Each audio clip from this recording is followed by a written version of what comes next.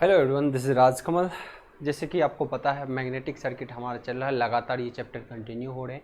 इसी क्रम में आज कुछ उन सारे अनसुलझे सवालों के जवाब हम देने वाले हैं, उन सारे ऐसे कॉम्प्लिकेटेड टॉपिक के बारे में चर्चा करने वाले हैं जो कि आमून आपको कंफ्यूजन क्रिएट करते हैं मैग्नेटिक सर्किट के अंदर। उन टॉपिक में आप जाओगे तो आपको कुछ इस तरीके से दिखेगा।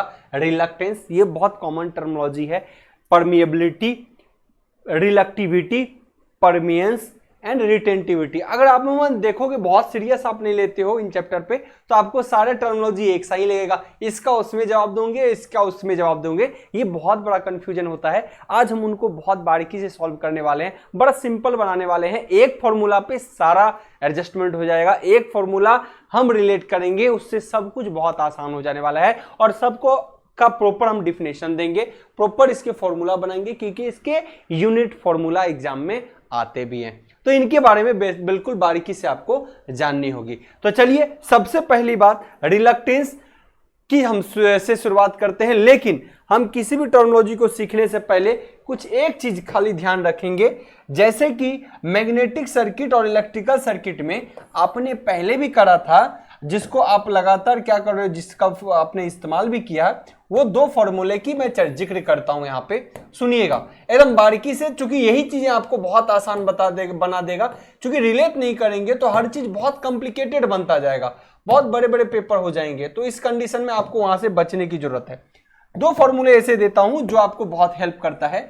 एक तो है जब आप किसी इलेक्ट्रिकल सर्किट में करंट की चर्चा करते हैं तो वहां कहते हैं ईएमएफ, है ना। इलेक्ट्रिकल सर्किट में ईएमएफ बटाए आप कहते हैं इसका रेजिस्टेंस। क्लियर नाउ, अगर ये मैग्नेटिक सर्किट होता है तो अपन कहते हैं फ्लक्स, क्योंकि फ्लक्स बराबर एमएमएफ मैग्नेटिक मोटिव फोर्स बटा इसका क्या, रिलक्टेंस। तो रिलक्टेंस को आरएल से भी डिफाइन करते हैं या फिर आरएस से भी करते हैं। तो हम कहते हैं जिस तरीके से इलेक्ट्रिकल सर्किट में करंट धकेला जाता है, मैग्नेटिक सर्किट में फ्लक्स धकेला जाता है। इलेक्ट्रिकल सर्किट में करंट का विरोध रेजिस्टेंस करता है, मैग्नेटिक सर्किट में फ्लक्स का विरोध रिलक्टेंस करता है।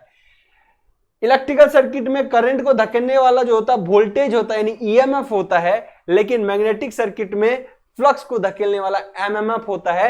अगर एमएमएफ को डिफाइन करेंगे तो number of turns into current भी होता है बटा इसका रिलक्टेंस। बड़ा सिंपल था, ये बहुत कॉमन जानते हैं।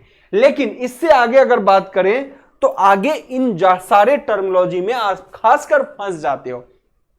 एकदम क्रिस्टल क्लियर हो जाने वाला है आज के बाद, बस क्लास को कंटिन्यू करिए आप लोग। आइए मैं इनकी चर्चा करता हूं। एक फॉर्मूला है जो कि रेजिस्टेंस के लिए आप बार बार इस्तेमाल में लाते हो, R is equal to rho L बटा ए। ये फॉर्मूला बार बार यूज होता है किसमें सर, इलेक्ट्रिकल सर्किट के अंदर यूज होता है ये बार बार, है ना।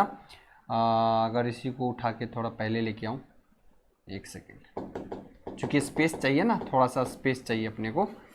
R is equal to rho L बटा ए। सर इसी को और भी कुछ लिखा जाता है क्या? बिल्कुल, रो जो रेजिस्टिविटी होता है उसको कंडक्टिविटी बोलेंगे। अभी बिल्कुल और चीजें समझाता हूं, एकदम क्लियर समझाऊंगा। कंडक्टिविटी सबके बारे में लिख भी दूंगा आपको, कंडक्टिविटी इनटू एल बटा एरिया। क्लियर है यहां तक? चलिए, ये तो फॉर्मूला बड़ा फ्रीक्वेंट इलेक्ट्रिकल सर्किट में यूज करते हो। लेकिन अब मैग्नेटिक सर्किट के लिए रिलक्टेंस का जो फॉर्मूला है, जिसको आप आरएल या फिर आरएस, आर एल स्मॉल हमेशा ध्यान रखना, एल स्मॉल या फिर आरएस से भी आप डिफाइन करते हो। सो इसके बारे में जब भी बोलो तो ये क्या होता है, 1 बटा mu naught into mu R into L upon area. ये फॉर्मूला है मैग्नेटिक सर्किट के लिए। आइए अब इसको थोड़ा सा डिवीजन दे दें, आइए इसको थोड़ा सा डिवीजन दे दें अपन।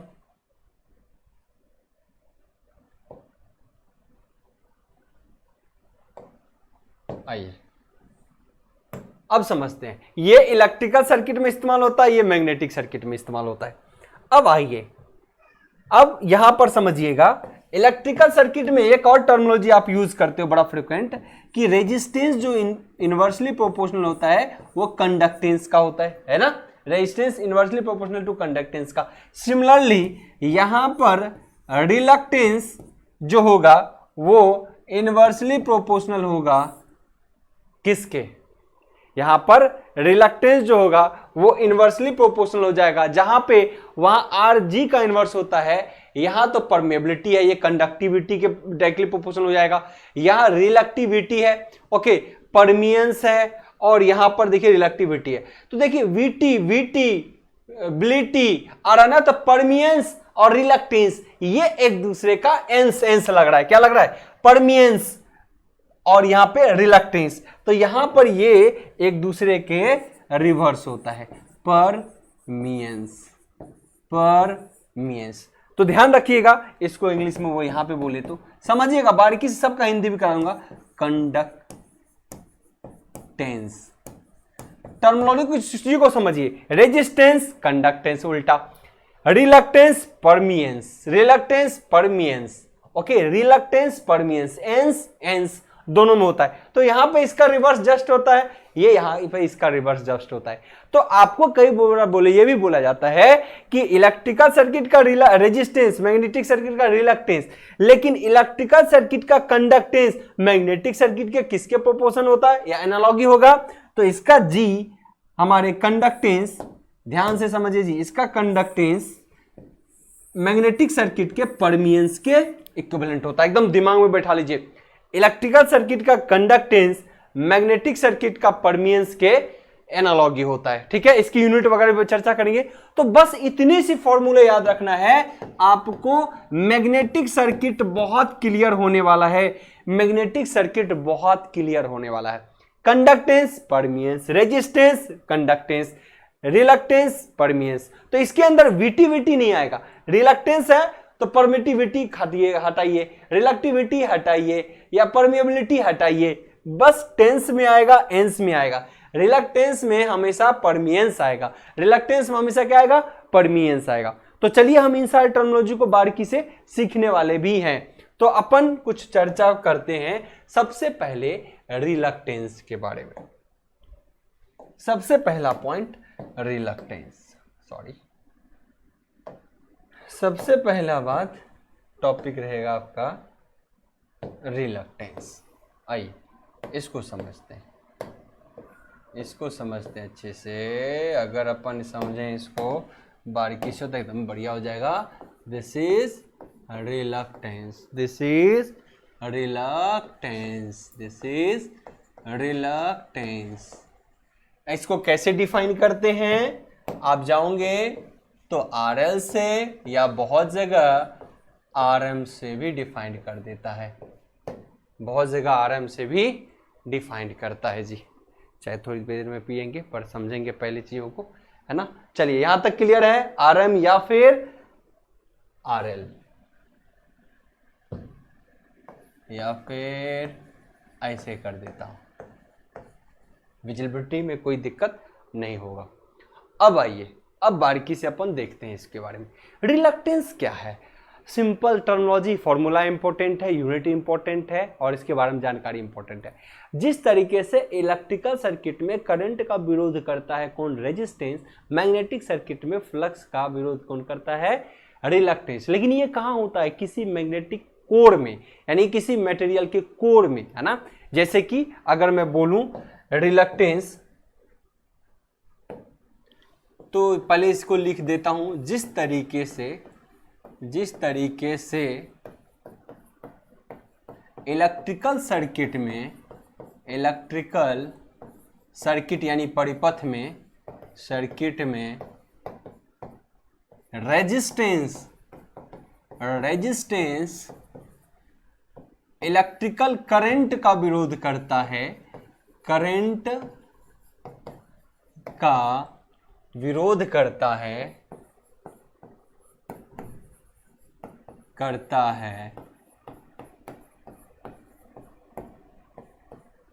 उसी तरीके से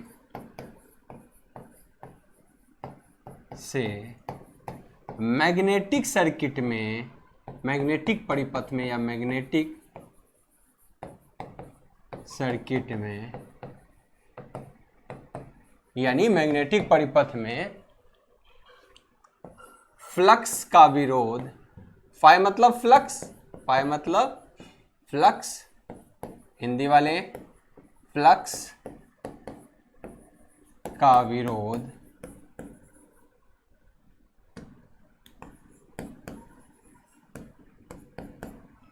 रिलक्टेंस करता है, रिलक्टेंस करता है, रिलक्टेंस इसका क्या करता है जी, विरोध करता है। अब बात करें तो छोटी सी बात को समझिएगा, इलेक्ट्रिकल सर्किट में रेजिस्टेंस वोल्टेज धकेलता है किसको, बेचारा करंट को, और लेकिन रेजिस्टेंस उसका क्या करता है, हमेशा विरोध करता है। तो मैग्नेटिक सर्किट में या मैग्नेट के अंदर ये लो, आपने करंट का तो फ्लो करवा दिया, बहुत अच्छा सेशन होने वाला है, ध्यान रखिएगा। यहाँ पर आपने करंट दे दिया, अब जब आप करंट दोगे तो क्या होगा, फ्लक्स रिलीज होगा, फ्लक्स रिलीज होगा। तो फ्लक्स का पाथ देखिए, यहाँ इलेक्ट्रिकल पाथ क्या है, कंडक्टर, यहाँ पे इलेक्ट्रिकल पाथ क्या है, अभी तो इतना दूर कोर है, बाकी उधर हवा है, तो हवा का रिलक्टेंस क्या होता है, हाई। हवा का रिलक्टेंस क्या होता है, हाई होता है। क्या होता है, हाई, मतलब ज्यादा, ज्यादा विरोध करता है, इसीलिए बेचारा फ्लक्स क्या हो जाता है, कमजोर हो जाता है। फ्लक्स क्या हो जाता है, कमजोर। और जब अगर यहाँ लोहा हमने दे दिया, अगर पूरा भी लोहा दे देता ताकि उसी रास्ता को फ्लक्स फ्लो करता, तो लोहा का रिलक्टेंस क्या होता है जी, कमजोर, इसीलिए यहां पर फ्लक्स बेचारा क्या हो जाता है, स्ट्रॉन्ग। तो लोहे के केस में फ्लक्स ज्यादा होगा, लेकिन ओवरऑल फ्लक्स तो यूनिफॉर्म जाएगा, ऐसा नहीं यहाँ ज्यादा जाएगा, यहाँ 10 लाइन फ्लक्स जाएगा, यहाँ 5 ही जाएगा, नहीं। अब टोटल यहाँ का प्रतिरोध रास्ता और यहाँ का रास्ता जोड़ के जो रिजल्टेंट बनेगा उससे फ्लक्स की लाइन जाएंगी। समझ रहे हो मैं क्या कह रहा हूं, जैसे कहीं प्रतिरोध रास्ता में इलेक्ट्रिकल कंडक्टर में 2 ओम है, कहीं 10 ओम है, तो टोटल सीरीज में कितना हो गया, 12। तो 12 ओम को देखते हुए करंट निकलता है ना किसी सोर्स से, है कि नहीं। सिमिलरली अब यहां से जो फ्लक्स निकलेगा, ऐसा नहीं कि यहाँ पे 20 लाइन होगा, यहाँ पे 50 लाइन होगा, नहीं। यहाँ अगर आयरन का कोर है, लोहा का कोर है, तो यहाँ का रिलक्टेंस भले ही कम है और यहाँ का ज्यादा है, दोनों का रिलक्टेंस जुड़ जाएगा और तब इससे फ्लक्स का लाइन मिलेगा। जितना फ्लक्स, अगर 10 लाइन यहाँ फ्लक्स है तो यहाँ भी कितने लाइन ऑफ फ्लक्स होंगे, 10 ही होंगे, क्योंकि कुछ जगह कोर है और कुछ जगह कोर नहीं है। क्लियर। तो रिलक्टेंस क्या करता है, रास्ते में विरोध उत्पन्न करता है। हवा का रिलक्टेंस ज्यादा होता है, जैसे मैं बताऊं, एक चीज लिख देता हूं, लोहे के तुलना में, लोहे के तुलना में हवा का रिलक्टेंस बहुत, लोहे की तुलना में हवा का रिलक्टेंस बहुत ज्यादा होता है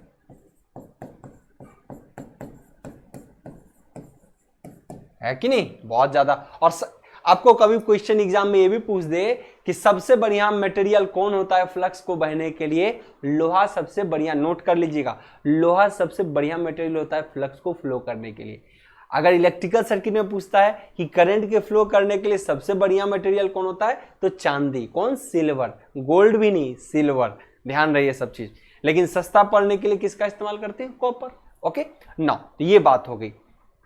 अब आइए, अब मैं यहां पर कुछ टर्मिनोलॉजी आपको सिखाता हूं। देखिए, रिलक्टेंस का फॉर्मूला अभी आपने निकाला 1/μ0 into mu R into L/A। एक तो ये फॉर्मूला आपको दिमाग में रखना है जी। दूसरा, रिलक्टेंस का जो फॉर्मूला है वो क्या था, MM/F बटा क्या, फ्लक्स, है ना। रिलक्टेंस इधर कर दिया तो फ्लक्स नीचे चला गया, तो इसकी इकाई क्या होगी, NI/फ्लक्स।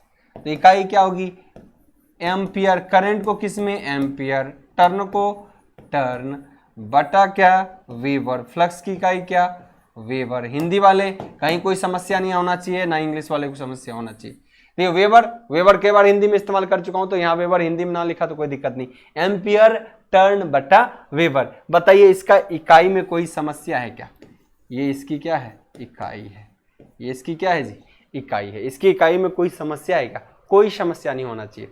ओके, तो रिलक्टेंस का मुझे लगता है मांजरा खत्म है। रिलक्टेंस आपको अब समस्या नहीं देगा, रिलक्टेंस के बारे में आपने अच्छे से समझ लिया है। चाहे तो अब क्लास के बाद ही पिएंगे, नहीं तो क्लास कराने में मजा ही नहीं आएगा, है ना। यहां तक किसी को कोई समस्या हमको नहीं लगता है होगा। यूनिट भी हो गया, है ना, यूनिट भी क्लियर हो गया, रिलक्टेंस के बारे में समझ गए, क्या है, हिंदी हो इंग्लिश हो किसी भाषा में समझा जा सकता है, language no issue.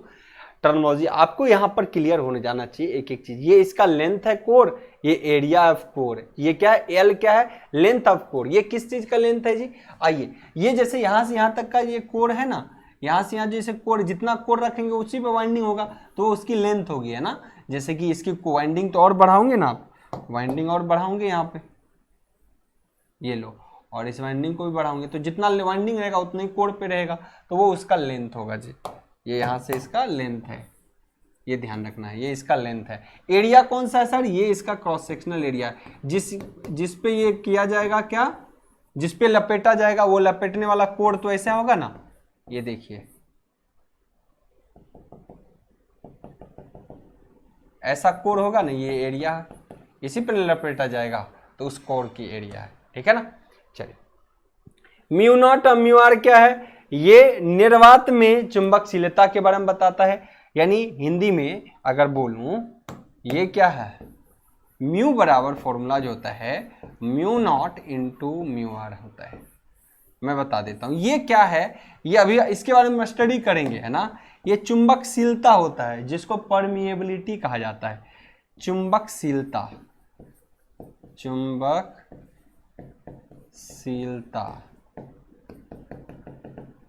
चुंबकशीलता Hindi English में बोले तो इसको बोला जाता है परमिएबिलिटी, लेकिन आप कहोगे सर आप तो यहाँ पे म्यू नॉट म्यू आर कराए हो, तो परमेबिलिटी है, ये म्यू नॉट मतलब निर्वात में परमेबिलिटी, म्यू आर मतलब किसी मटेरियल की परमेबिलिटी।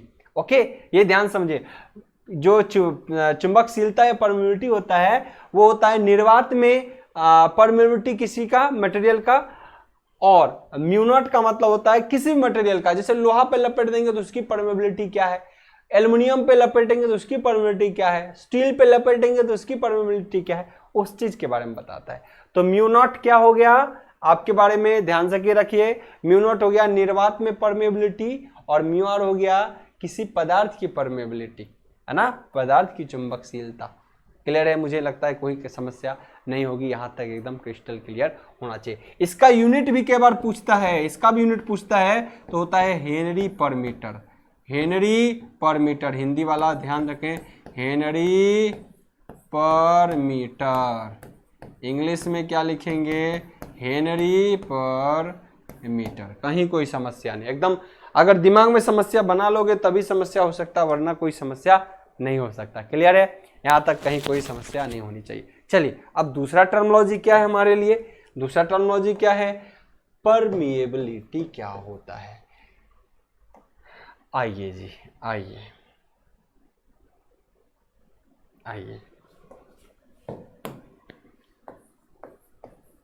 परमिएबिलिटी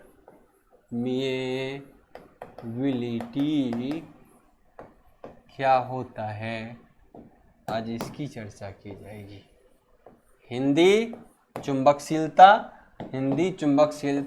रिप्रेजेंट करते हैं म्यू से, इसको mu naught into mu R भी दिखाते हैं। इसकी इकाई होती है हेनरी पर मीटर, इसकी इकाई क्या होती है, हेनरी पर मीटर होता है। आइए नौ, इसका हमने यूनिट भी बताया होगा, कभी कितना वैल्यू होता है ये भी बताया होगा। चलिए नौ, अब यहां पर मैं बात करूं परमिएबिलिटी क्या होता है। देखिए मैं इलेक्ट्रिकल सर्किट को रिलेट करता हूं, आसानी से आप समझेंगे। मान लो इलेक्ट्रिकल सर्किट में ये कोई कॉपर का कंडक्टर है, कॉपर के कंडक्टर से आप करंट भेज रहे हो, है ना, कॉपर का करंट से कंडक्टर से भेज रहे हो, तो करंट तो फ्लो करेगा इसमें, लेकिन इसके अंदर कुछ ना कुछ प्रतिरोध तो होगा। कॉपर का कंडक्टर है तो इसमें कुछ ना कुछ प्रतिरोध होगा। अगर इसी के जगह पे आपने कभी कॉपर के जगह पे आपने लोहा रख दिया है कि नहीं, ध्यान से समझिएगा। अगर यहाँ भी सप्लाई देता हूँ, यहाँ प्लस माइनस कर देता हूँ, अगर मैंने लोहा लग गया तब भी करंट का फ्लो होगा कि नहीं, बिल्कुल सर, तब कोई करंट का फ्लो होगा। अगर मैंने कॉपर रखा होता, यहां से ध्यान से समझिएगा, अगर मैंने कॉपर का मटेरियल रखा होगा तो ऐसे कंडीशन में इसका प्रतिरोध कम होता है यानी ज़्यादा करंट जाएगा। अगर मैंने यहाँ पे आयरन रख दिया, आयरन, तो इसका प्रतिरोध इसके तुलना में क्या होता है, ज़्यादा। तो प्रतिरोध ज़्यादा तो बेचारा करंट क्या होता है, कम जाता है।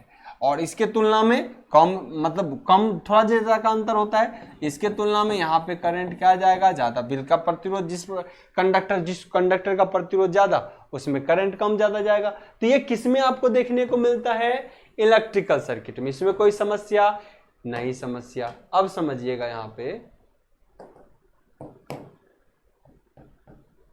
अब समझिएगा।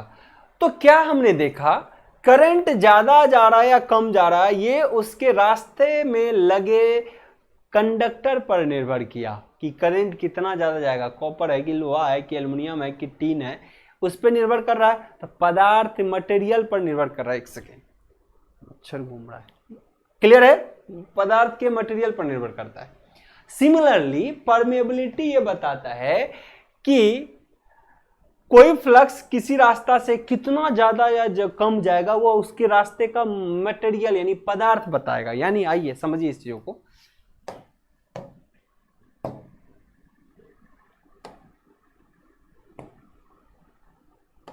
सर्किल वाला लेते हैं इस बार।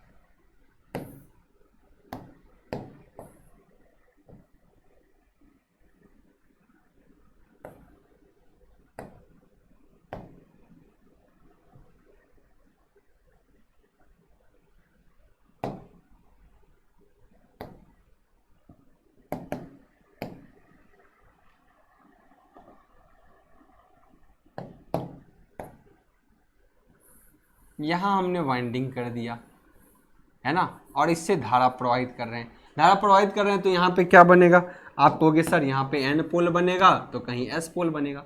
ऑब्वियसली जब फ्लक्स बनेगा तो ये किस रास्ता को फॉलो करेगा, सर यहाँ से फ्लक्स इस रास्ते से बड़ा आसान से घूर के आएगा। यानी फ्लक्स के लिए एक रास्ता हो गया है ना, फ्लक्स के लिए एक रास्ता हो गया। आइए अब हम बात करते हैं, आपको समझाते हैं बिल्कुल बारीकी से। एक बात तो ये हो गया, ठीक है, कॉपी करता हूँ, नीचे लाता हूँ। अगर मैं ये कह दूं कि ये जो मटेरियल है ये लोहा का बना है, क्या है, लोहा मतलब आयरन का बना है, तो नो डाउट आप ये कहोगे अगर ये आयरन का बना है तो इस मटेरियल की चुंबकशीलता ज्यादा होगी, यानी इसमें फ्लक्स ज्यादा फ्लो करेगा। चुंबकशीलता खासकर जो म्यू आर पर निर्भर करता है, यानी रिलेटिव परमेबिलिटी ऑफ मटेरियल्स। अभी आपको नहीं उतना समझ में आएगा, लेकिन ध्यान से समझिए, बारीकी से हम सबको ट्रैक पे ले आएंगे। ओके, पर समझिए कि म्यू यानी परमेबिलिटी, चुंबकशीलता मटेरियल पर निर्भर करता है। अगर लोहा का है तो ज्यादा फ्लक्स जाने में रास्ता सहूलियत देगा, यानी इसमें प्रतिरोध कम होगा जाने की। इलेक्ट्रिकल सर्किट में कंडक्टिविटी होता है ना, कंडक्टिविटी यानी चालकता, है ना, वो इसको रिप्रेजेंट करता है इलेक्ट्रिकल मैग्नेटिक सर्किट में, है ना। म्यू अगर ज्यादा, यानी ये डायरेक्टली प्रोपोर्शनल टू म्यू किसके होता है जी, mu not into mu r. तो ये तो हमेशा कांस्टेंट होता है, ये हमेशा निर्वात के लिए होता है, ये हमेशा क्या होता है, निर्वात के लिए, तो वो तो फिक्स हो गया। तो अब म्यू आर बढ़ता है तो क्या होता है, म्यू भी बढ़ता है, म्यू आर बढ़ता है तो म्यू भी बढ़ता है, ये ध्यान रखिएगा। एक सेकेंड,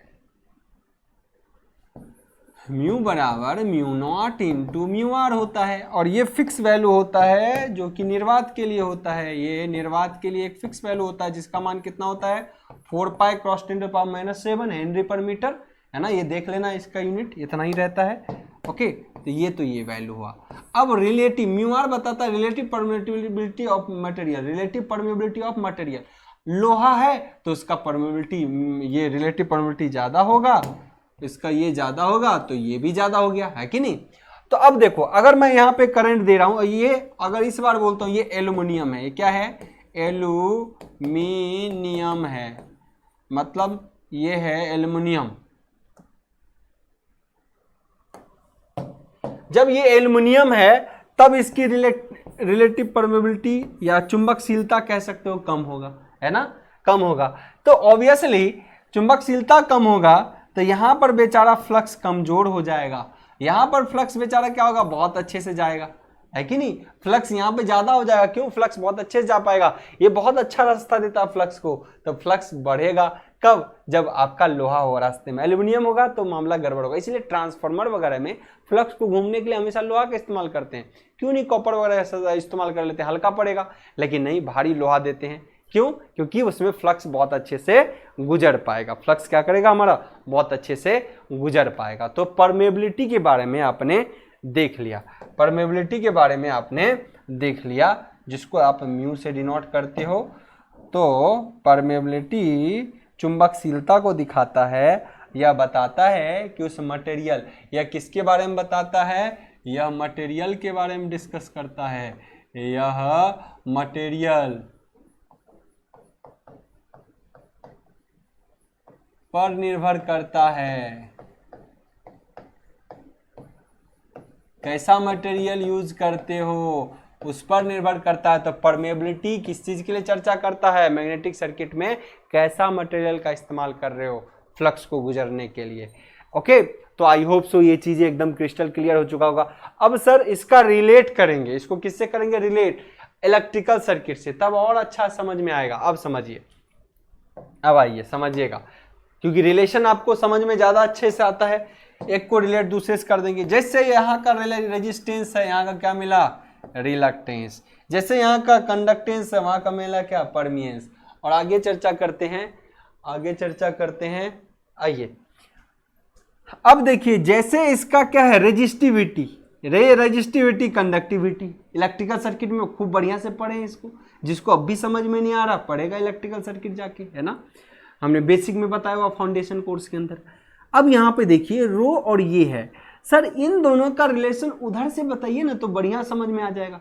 जिस तरीके से इलेक्ट्रिकल सर्किट के अंदर, ध्यान समझिएगा, जिस तरीके से इलेक्ट्रिकल सर्किट के अंदर रेजिस्टेंस, ये रेजिस्टिविटी L/A या रेजिस्टिविटी उसका, यानी यहाँ पे देखिए रो किसके क्या होता है, या देखिए रो, सर ये जो होता है ना, ये बराबर है 1/कंडक्टिविटी, यानी रेजिस्टिविटी बताता है किसी कंडक्टर के अंदर कितना रेजिस्टेंस है, अपोज करने की कितनी क्षमता है ना, और कंडक्टिविटी बताता है किसी कंडक्टर का कंडक्ट करने की कितनी क्षमता है। मतलब चीजें वही है पर उलट के, एक गिलास पानी है तो कोई कहता है कि कितना भरा हुआ है और कोई कह रहा है कितना खाली है।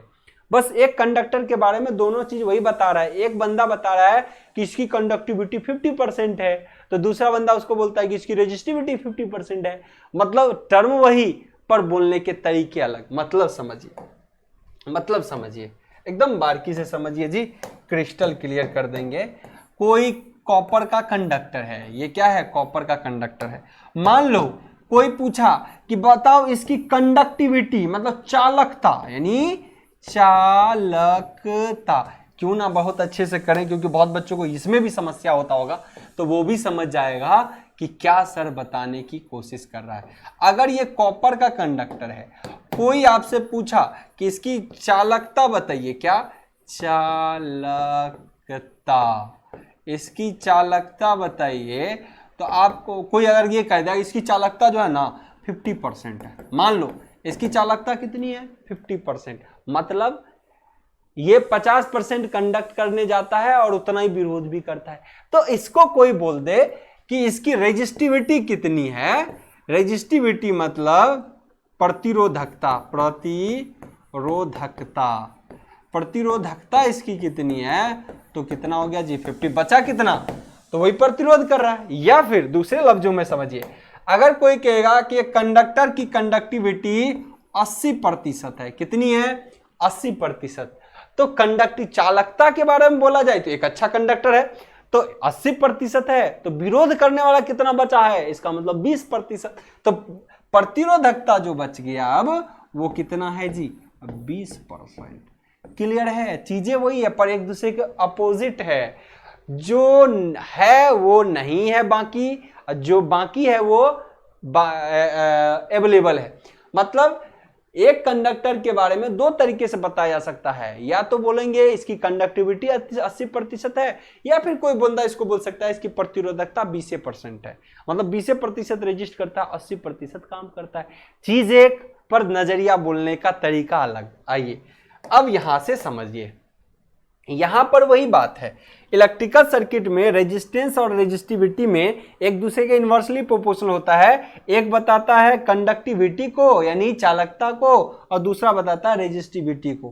क्लियर? दूसरा क्या बताता है? रेजिस्टिविटी को, प्रतिरोधकता को, है ना, ये चीज है। एक चीज और देखिए, लास्ट क्लास में हमने क्या किया था, वीडियो बना रहे थे, लास्ट में एक छोटा सा क्वेश्चन था, ऑलमोस्ट वो एमएमएफ पे क्वेश्चन था, वो बनने को ही था, पर हमारी लाइट कट गए थे। आपको पता होना चाहिए, लाइट कटने के दौरान हमारी पूरी मेहनत बेकार हो गई थी, है ना।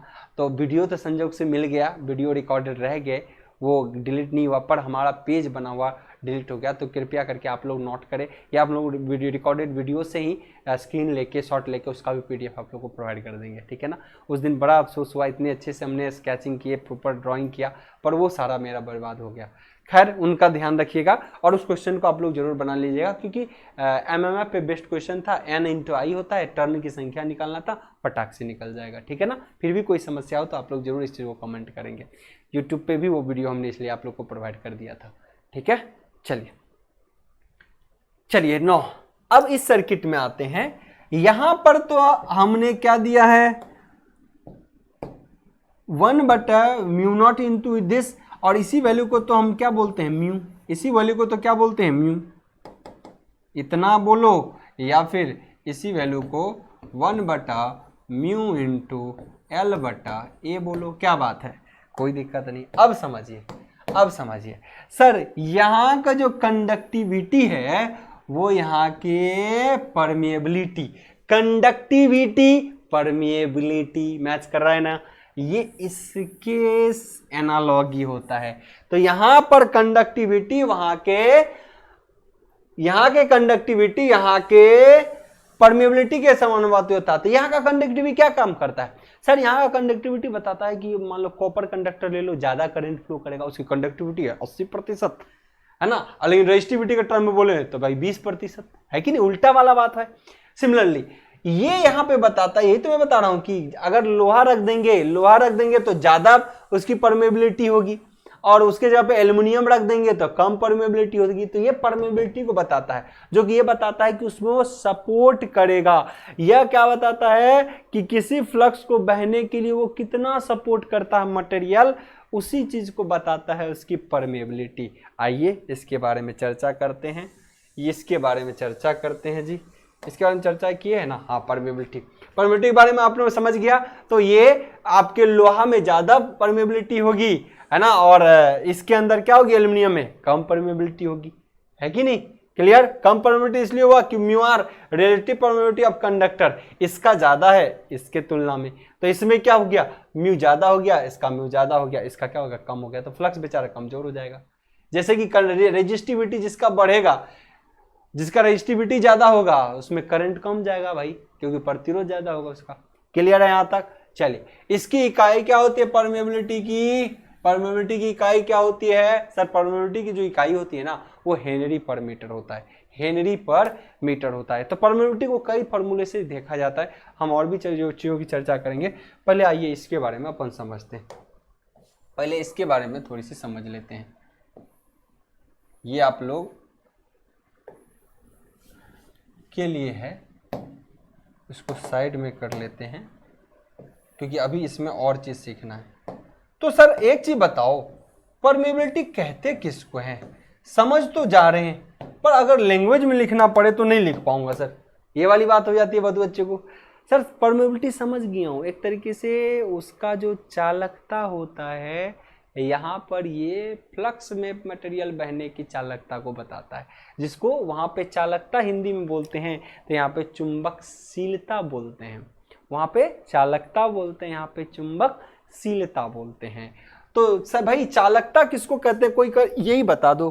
कोई आपसे यही पूछ लेगा कि चालकता किसको कहते हैं, कहेंगे चालकता ऐसा मटेरियल पदार्थ का वह गुण जो यह बताता है कि उससे कितना करंट फ्लो करेगा या कितनी मात्रा में करंट फ्लो करेगा। सिमिलरली चुंबकशीलता या परमिएबिलिटी किसी मैग्नेटिक मटेरियल के पदार्थ के बारे में यह बताता है कि उससे कितना ज़्यादा फ्लक्स बहेगा, उसको बहने में सपोर्ट करता है। क्लियर है? आई होप सो क्लियर होगा। समझिए, परमिएबिलिटी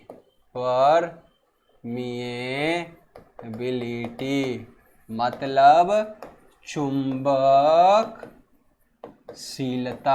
चुंबकशीलता। बड़ा सिंपल है। जिस तरीके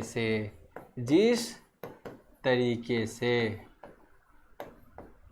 इलेक्ट्रिकल परिपथ में पदार्थ यानी कंडक्टर जो भी हो, पदार्थ के यानी कंडक्टर के, उस चालक के या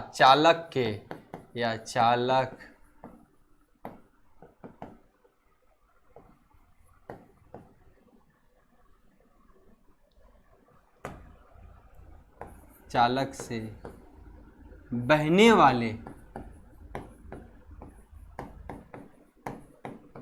धारा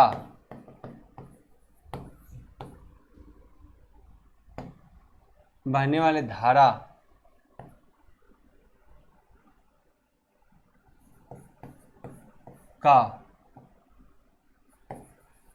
कितना मात्रा, बहने वाला धारा का कितना मात्रा बहेगा या फ्लो करेगा,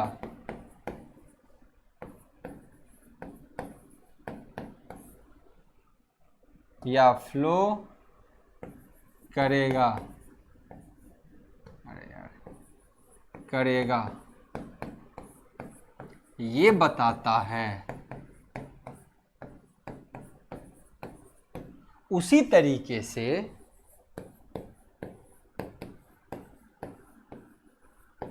तरीके से मैग्नेटिक सर्किट में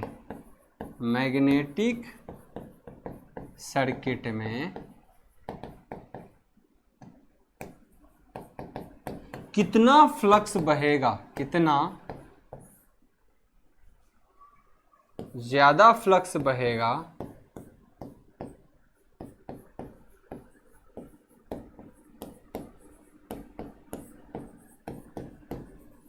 उसकी मात्रा को बताता है।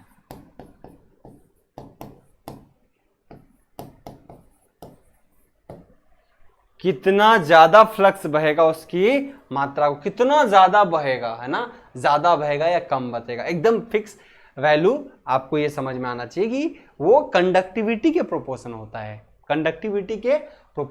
है, क्लियर। परमियंस के बारे में आई होप सो, मुझे लगता है सारा कुछ क्लियर हो चुका है। चलिए 9 है ना। चलिए इसकी इकाई देखिए, एक्चुअली होता क्या है ना, म्यू बराबर mu naught into mu R होता है। हमेशा म्यू नॉट निर्वात के लिए जो फिक्स वैल्यू होता है 4 पाई क्रॉस 10⁻⁻7 हेनरी पर मीटर होता है।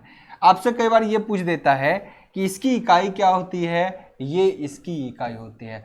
म्यू नॉट की इकाई रिलेटिव परमिटिविटी ऑफ किसी मटेरियल की क्या होती है, ये इकाई नहीं होती। इसकी क्या होती है, इकाई नहीं होती, इसकी इकाई नहीं होती है, इसकी कोई इकाई नहीं होती। तो टोटल अगर पूछे कि 9 इसकी इकाई क्या होती है, तो इसकी भी हेनरी पर मीटर इसलिए हो जाती है क्योंकि म्यू की इकाई 4 पाई क्रॉस 10⁻⁻7 होता है, इसलिए इसकी इकाई भी किसी क्या हो जाता है, ये हेनरी पर मीटर हो जाता है। तो मुझे नहीं लगता कोई समस्या किसी बच्चे को यहाँ तक होनी चाहिए, है ना। चलिए एक और छोटी सी बात जिसकी जिक्र अपन कर लेंगे अभी तो बढ़िया रहेगा। ये लो 7 कट गया है जी, ये एग्जैक्ट वैल्यू एक बार क्रॉस चेक कर लें तो ज़्यादा बेहतर होगा। 1 सेकेंड, परमिटिविटी का थोड़ा सा कन्फ्यूजन हूँ, बाकी मुझे तो लग रहा है कि 100% सही हूँ। 1 सेकेंड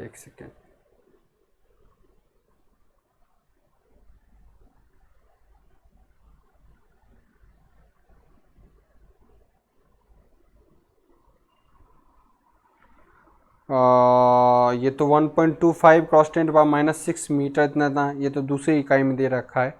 4 पाई क्रॉस 10⁻⁻7 ठीक है। एग्जैक्ट यही है। एक बार और क्रॉस चेक कर लेते हैं।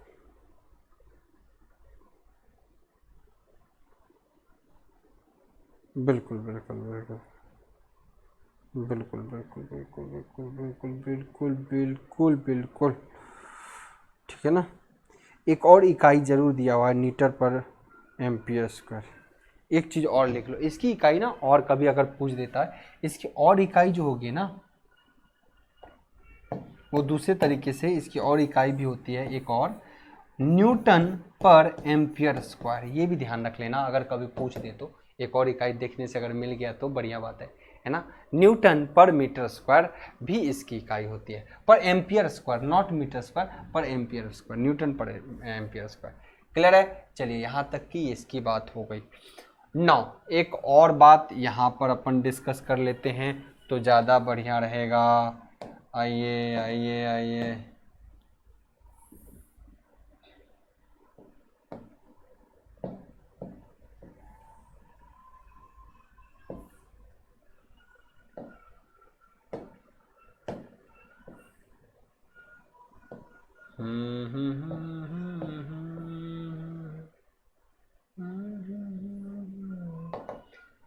परमिएबिलिटी को ना एक और तरीके से फ्लक्स डेंसिटी वगैरह के तौर पे भी निकाला जाता है।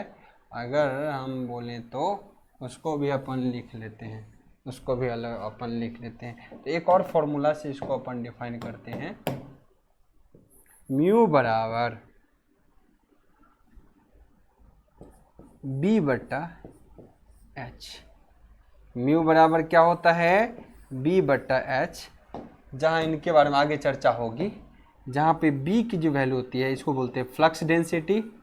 फ्लक्स डेंसिटी मतलब घनत्व, चुंबकीय घनत्व, ये सब कराया हूँ ना, ऑलरेडी कराया हूँ। और इसको बोलते हैं magnetic flux intensity. Magnetic flux intensity,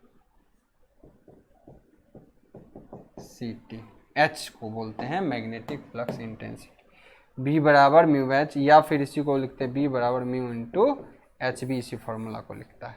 तो ये भी फॉर्मूला है जो आपको कभी हेल्प आएगा, कभी काम आएगा। तो मुझे लगता है ये सारे टर्मिनोलॉजी आपको क्लियर हो जाना चाहिए, इसमें कहीं कोई समस्या नहीं आनी चाहिए।